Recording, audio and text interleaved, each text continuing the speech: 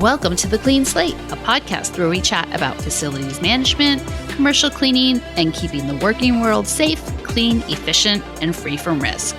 I'm your host, Trista Sobek. And is it David Swindle or Swindle? Swindle. Swindle, okay. Yeah. Fantastic name. Were your ancestors grifters and swindlers? So, no, actually, funny story. So Swindle is English name. Comes from the valley. Dell is, so it was originally Swindle. Dell is valley. The valley of the swineherders. The swineherders? Yeah, not exactly a prestigious name. You're coming from pig farmers. But that's what it was. Pigs are awesome. Farmers. Pigs are awesome.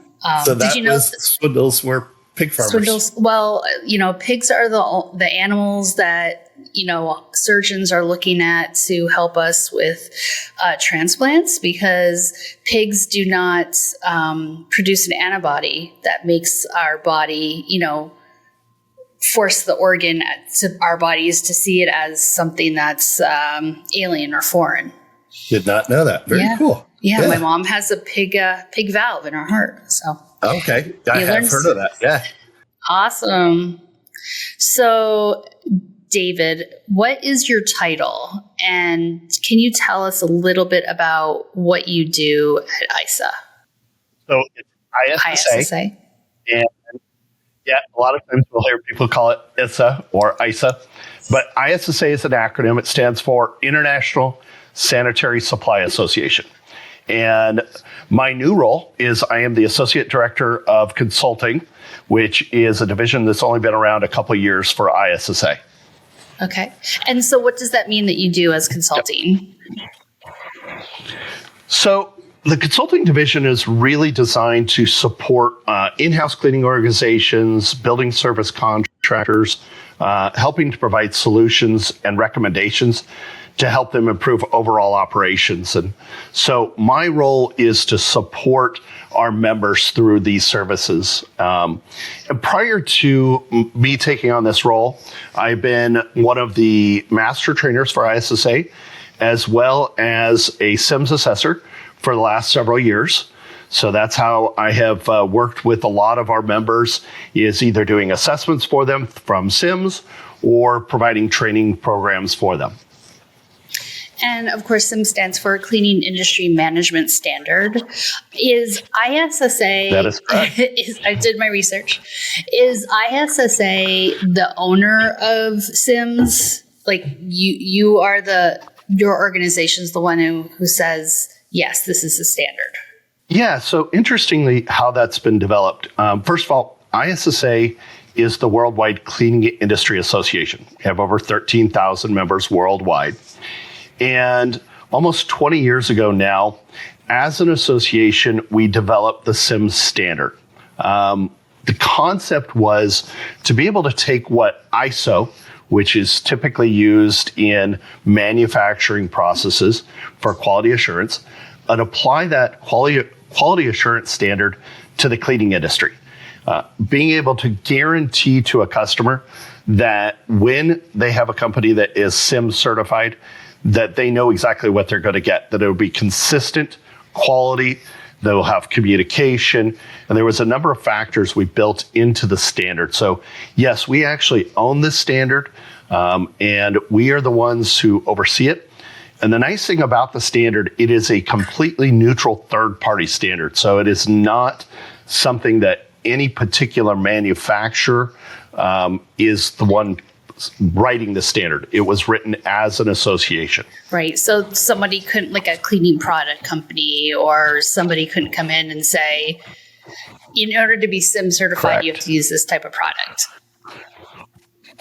Okay. No, exactly that. We cannot have any organization come in. In fact, that really is part of the overall standard, is that even the assessors have to remain completely neutral third party. As an association, that's a big part of what we do, is we represent the entire association, which involves both cleaning companies, manufacturers, distributors who sell products. And so to remain as an association representing the entire membership, we have to remain neutral. Do you ever find that difficult? This is just for my.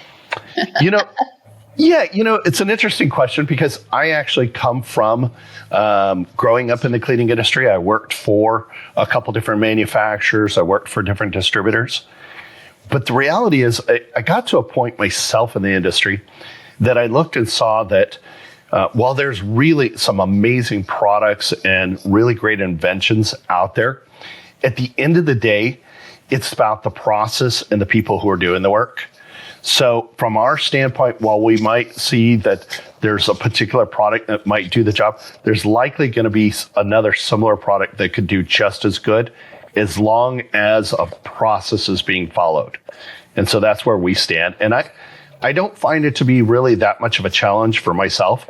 And I think most assessors are along the same line of thinking that we look at it from the standpoint of making sure the work is done consistently with quality in mind. Yeah, I mean, you could have the best products in the world, and whoever's working it and running processes, not following any processes, something's going to fail. Exactly. Yep. I'm looking at your cat. He or she just walked in behind you. Yep, just walking across. I can't ignore the cat.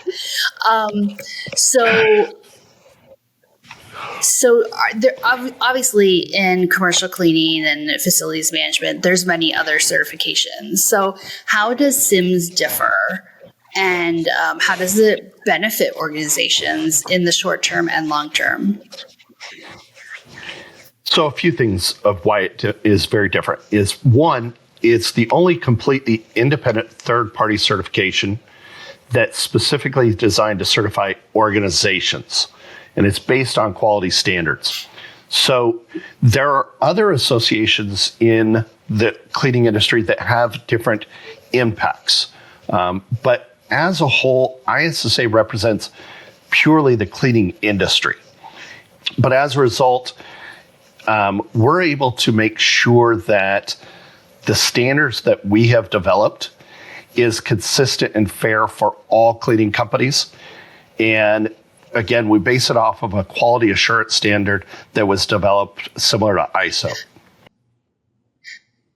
So the person who developed CIMS through ISSA, are they still around? How long ago was this? So it was developed almost 20 years ago. And the reality is it wasn't one person who developed CIMS. It was actually a panel of people. And a lot of them, yes, are still in the industry. And the great thing is a lot of our board have been involved with CIMS for the duration of this. So yes, a lot of our assessors were actually involved in that. What was life like before CIMS came into the picture for cleaning companies? Great question. I think because I came into the industry back in the early part of the 1990s. Prior to CIMS, a lot of standards were defined by the chemical companies or the equipment companies. They were doing a lot of research in time studies and different things, but there was not a consensus-based standard for the industry. So when CIMS was developed, that really was a monumental thing for our industry, because now you had something that was representing a quality standard that measured how companies will measure quality, how they develop a consistent scope of work, how they would consistently train their staff for consistent quality, how they would do things along the lines of meeting environmental standards or even just regulatory standards. So there was a lot of different organizations, maybe governmental regulations, but nothing from the standpoint of a cleaning industry standard. And it truly did change the way we look at cleaning. Interesting.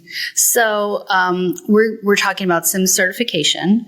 So how long does the certification process typically take, and what's involved in that? So there's quite a few things that's involved. And really, one of the things I talk to people about is the certification process really starts well before the application. We actually recommend companies going into the ISSA website, go to certification and standards, and download a copy of the standard. Take a look at what's involved in CIMS. In addition, they could go through the CIMS Certified Expert course. We offer those both online as well as in-person courses. They're taught by one of our master trainers, who's also a CIMS assessor. And that will really help an organization to understand the internal process, things that they need to do to comply with the standard. We recommend that that's done well before actually applying, because the actual application process is really the easy part. Once you apply, a CIMS assessor is assigned to work with you, and the process of the assessment, if you are prepared for it, usually only takes a few months to get through. It's providing some documentation. There are walkthroughs, meetings with the staff and the management of the organization, as well as even the clients that you are cleaning for. All of those are part of the process of the assessment. Right. So as an assessor, is it your job to make, obviously part of your job, a big part of your job is to make sure the company that is applying is following these standards, but is it also to help coach them to course correct on their way? We can do a limited amount of course correction. And part of that is the code of ethics that we're required to follow as assessors. We can't make recommendations on products or manufacturers or tell them what they have to do. We can give them some guidance. And an example of that, you may have a company who is applying for CIMS with the green building portion. A lot of times this is where we see some hiccups there. Or we're looking at their training program. That's where we might be able to give them some guidance along the way, a little bit of coaching. But typically, if they need a large amount of coaching and guidance, then we recommend maybe using a third-party consulting team. We'll talk about that, how ISSA can help with that. But basically, as an assessor, we try to be careful when we make course correction not to go beyond our scope as an assessor. Our goal is really to, are they meeting the standard? If they're not, what things need to be changed to be able to meet the standard? Right. That's awesome. It's very separate sides of the house. So that's how to maintain that middle ground. So can you talk a little bit about what happens when you step into a company or when you've been working with a company and they're like, we're ready to be assessed. We want this. What do you do? And how do the organizations know that they're being evaluated fairly? Obviously, I mean, I would hope and trust that they would because of the third party or the neutrality of it. But, how do they know and what happens? So the first thing that happens is we do an initial just phone call conversation with a company that we're going to begin an assessment with. Before any actual assessment takes place, we signed an NDA with them that assures them that the information they're providing is not something that we're going to keep or share with anybody else. So there's that non-disclosure with them. And as well, we walk them through the process of what to expect. So everybody's on the same page. In fact, we provide them with a very thorough checklist so that they're seeing the same things we are when we are evaluating. If there's something that's missing, we're discussing what's missing. That way, through the entire process, there's lots of communication. And what's amazing that happens with the assessor and the client that they're assessing, they build a certain amount of trust with each other, because you have to be able to trust that your assessor is not got a bias or something that they're bringing in, that they have a hidden agenda. So building that trust is really critical from the get-go. And as assessors, We build a relationship with the client. And the reality is we're actually the ones who will recertify them every 2 years. The same person? So yep. The assessor is assigned and they stay with you for years until that assessor leaves or retires. Wow. You're like a Supreme Court justice. For life. Yeah. Yep. That's awesome. How can CIMS certified organizations serve their customers and manage their operations effectively? So, a good question. And I think to think about it from this standpoint, CIMS represents a way a company is run. It is a management standard. So when you think about how you're serving the customer, one of the very first things we look at as assessors as part of the standard is, do you have a quality assurance program? That's the very first thing. So from that standpoint, that should be reflected to the customer. It should be something that is clearly articulated to the customer. They should know what to expect. And they should be able to count on the fact that no matter if you're cleaning a building for them in California or Arizona or Arkansas, the quality will be the same because of the way you implemented the standard. And that is part of your commitment to continuous improvement. And that's all part of what is built into the standard.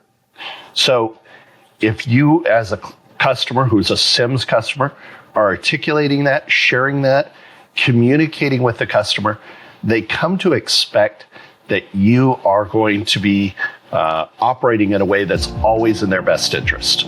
Today's Clean Slate podcast is sponsored by OpenWorks Facility Management, the FM company that treats you with the respect you deserve. With multiple levels of oversight, from local service providers to regional managers to a corporate account team, OpenWorks ensures your buildings are getting exactly what they need to stay clean, compliant, and disinfected. You grow, we grow. You change, we'll adapt with you. We're tech-driven, people-powered, and focused on you. Welcome to Modern Facilities Management. Let's get back to our content.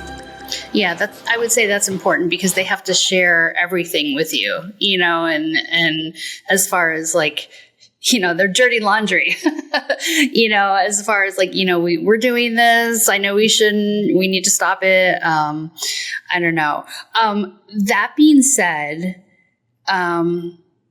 do you have any stories that you can share, where you saw success levels go up for some, I know you can't say companies' names, we don't want to know, but for some individuals, or how it's really changed some people's lives or companies and turned everything around?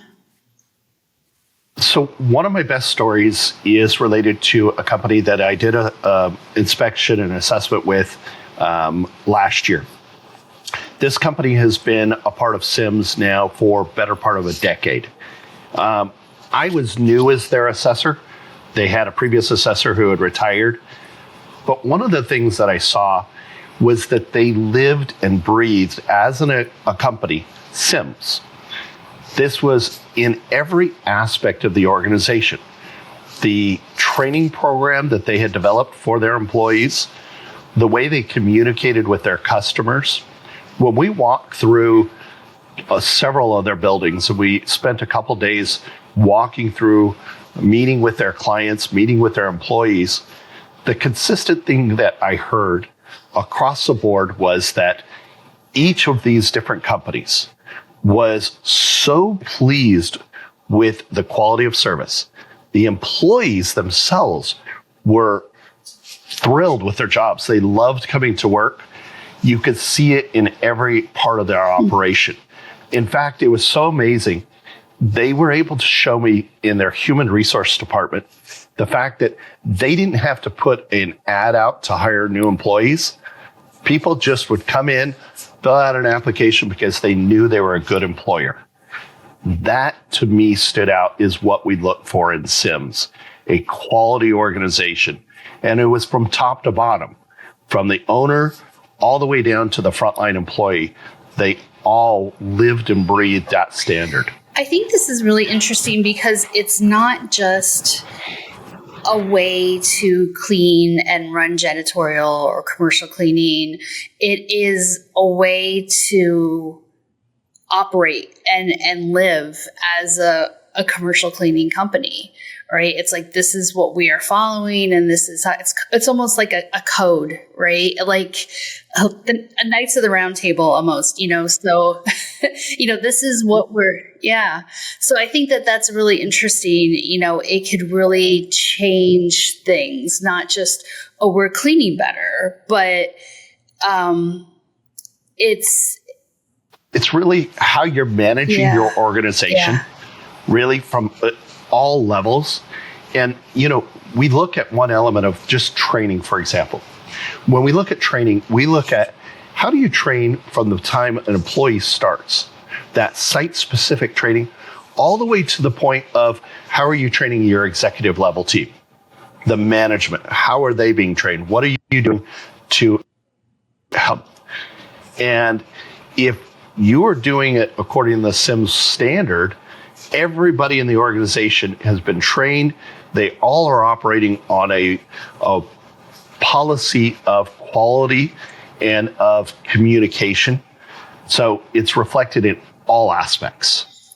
Fascinating. It's really fascinating. I'm wondering about, we hear this a lot, the COVID pandemic and how it changed a lot of things.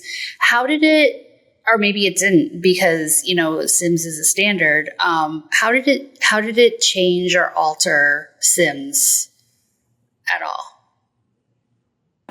So let's go back to right before the pandemic began. ISSA, as an association, introduced a new standard, and it was really a little bit different. CIMS was a management standard. One of the things we were hearing from the field, from our association, was they were looking for guidance, especially in view of some of the other viruses that were spreading throughout the communities in relation to biorisk.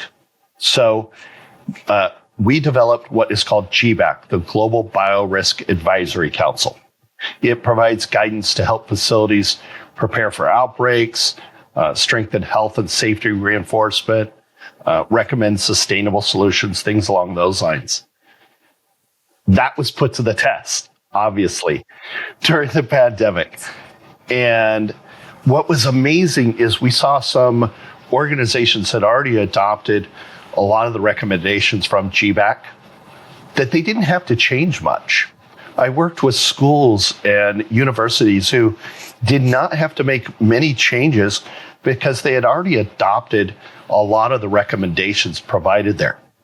So interestingly, as we came through the pandemic, in 2023, ISSA implemented or took elements from GBAC and developed them and incorporated them into the CIMS standard.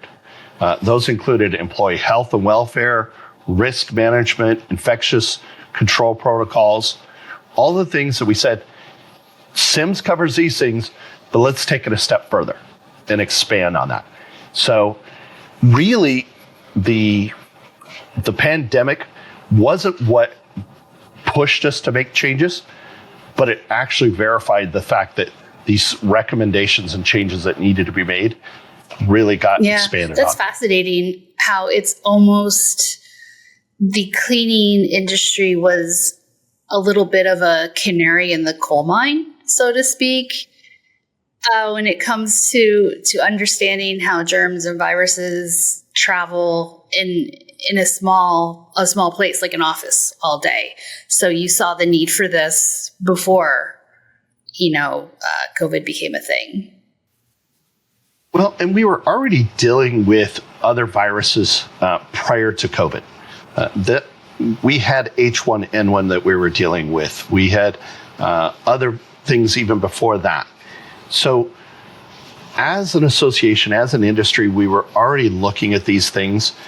Disinfectants, those standards that manufacturers had applied didn't really need to change much. The reality is we just didn't know much about the COVID virus. But once we had an understanding of it, the reality is we're able to deal with it, and our processes didn't have to change a whole lot. we just had a situation where it was new for our communities and obviously the global community. And we know the impact it had as all of our communities were affected. But from the cleaning industry, one of the things it really did is helped reinforce how absolutely important it is for us to clean. Some of the things that we were able to bring to light was the fact that 80% of bacteria can be removed simply by cleaning. Then the idea of using proper disinfection, it really supports that. So cleaning and disinfecting going hand in hand. A lot of old world principles that were being reapplied took place. But I think going back to where CIMS plays as part of that, organizations who were already on board with CIMS, there wasn't a panic from them. They simply adjusted, said, these are the things we need to do, and they moved forward. And from their standpoint, they're thriving. Those companies are still in business and doing very well. Amazing. I love that. So I have a question on the GBAC part. Does that includes like clean chemicals, green chemicals, or, chemicals that don't have, forever chemicals or forever products, plastics in them or things like that? So GBAC is more about the spread of disease. What you're referring to has to deal with sustainability and green chemistry. Now, the interesting thing, part of CIMS, we do have CIMS with green building. So companies who have the green building additional certification as part of that, they have met a part of the standard that requires the use of green chemicals. The fact that they would have to have an environmental policy, a green cleaning policy, they would have to be using equipment that is operated in such a way that is not putting particulate back into the air. So this is other standards that we've adopted. And what's amazing about this is it works hand in hand with the U.S. Green Building Council's LEED standard. So we took a lot of what was in LEED, built it into the CIMS GB, and now organizations who meet CIMS GB, when they have a company or building that they're cleaning, and the building owner or management needs to see data showing how the cleaning is done, they can simply reference back to their CIMS GB standard, provide them a copy of that, and now they are compliant. So these two standards just are folded into each other very nicely. Fantastic. And I'm sure that did a lot. I think. Go ahead.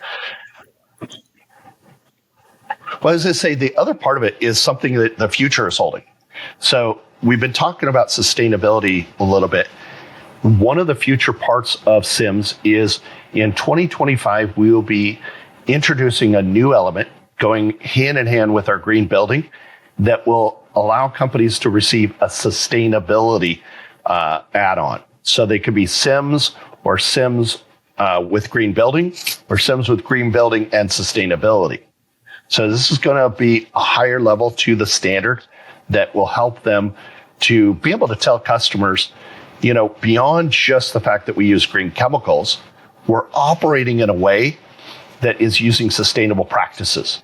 Maybe the way that they launder their cleaning products or their cleaning rags or tools. That could also involve the vehicles that they're using. So we're looking at how that is going to be folded into the standard in the next year. Right. I'm thinking back to, I think it was probably the early 2000s, mid 2000s maybe, where there was a lot of greenwashing. This term that, everything was green. There was no proof. We said everything was green. This is green. This is green. So this really, holds people accountable and shows like, if we're saying this is green and this is LEED certified, here it is in black and white. This is what we practice. It absolutely does. And the reality is, to meet that requirement, you have to actually provide documentation that the products you're using meet some of the acceptable registrations. So there's registrations from Green Seal, Eco Logo, and the Design for the Environment registrations, as well as on equipment from the Carpet and Rug Institute, their green labeling. So these are all industry recognized green certifications that are now standards. And from our standpoint, for a company to meet green standards, they have to have adopted use of those kind of products and tools. Very cool. So what advice would you give to facility managers or company, commercial cleaning company who are looking to get CIMS certified and they don't know where to start? So the first thing I would recommend, go to ISSA's website and go to our education and certification tab on our website. There you're going to find under certification the CIMS standard. Download a copy of the standard. Look over what's involved in CIMS. Attend one of the CIMS certified expert workshops. These two things is really going to help you to get an understanding of what it will take to become CIMS certified. Once you've done that, make a commitment that you're going to review your policies in comparison to the standard. Sometimes that may involve dedicating individuals or teams to look at it. Sometimes that's breaking it down by departments. But if an organization is truly interested in pursuing CIMS, those are the places to start. Since I would say ISSA, is kind of on the cusp of the future when it comes to these things and the commercial cleaning industry, what do you see for the future? Any interesting trends or anything? I know one of the big things right now is probably part of CIMS is air quality. So talking about that, or is also ISSA interested in wellness, daily wellness of people in the company? Is that part of that as well? So that's already a big part of it. When we look at the CIMS backed by GBAC, one of the things we added in was the worker health and safety, looking at programs and policies that really go beyond just providing basic protection, but really now focused on employee health. We really look at that from the standpoint of how do we change the way the world views clean? And the reality is we have to start with us. We have to change the way we look at clean. And so to that extent, some of the things that are going to be a big part of that is how you mentioned air quality, being able to measure air quality. In the past, that's been a difficult thing to do. Now we have tools that allow us to be able to measure air quality. We have tools that will allow us to measure surface cleanliness, the use of ATP meters. So all of these tools are really the future of where we're going with cleaning. And I think one of the things to expect is that as we continue to advance in the industry, our definition of clean will become clearer. One of the biggest problems in the past is this has been very subjective. What is clean to me may not be clean to the next person. So since it is such a subjective thing, how do we define it? What is clean? The reality is we're getting to the point that we should be able to measure clean in a variety of ways, not just with what we see, but also the invisible parts, what's in the air, what's on the surface.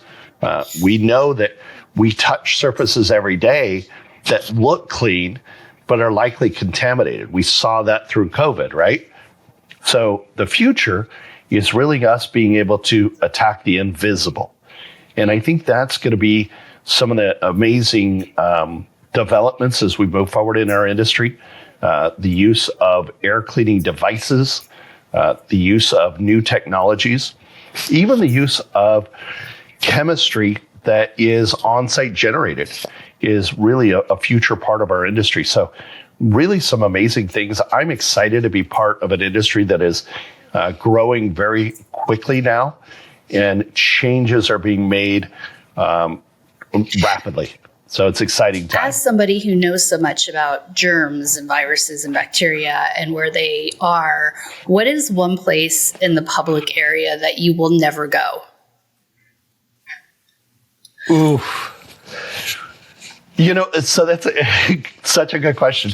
I don't know that there's a place that I would never go, but I will tell you my thinking is changing very quickly on areas that I used to go that I would not think twice about whether or not I should wear a mask.